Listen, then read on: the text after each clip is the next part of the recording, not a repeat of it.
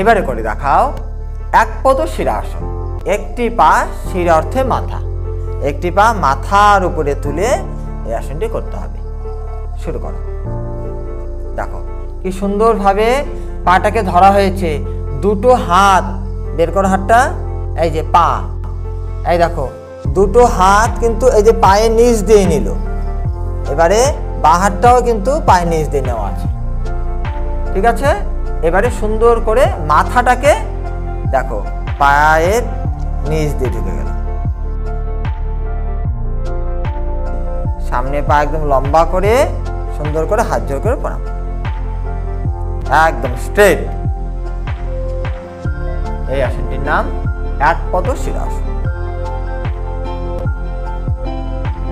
ছেড়ে দাও, পা একদম সামনে।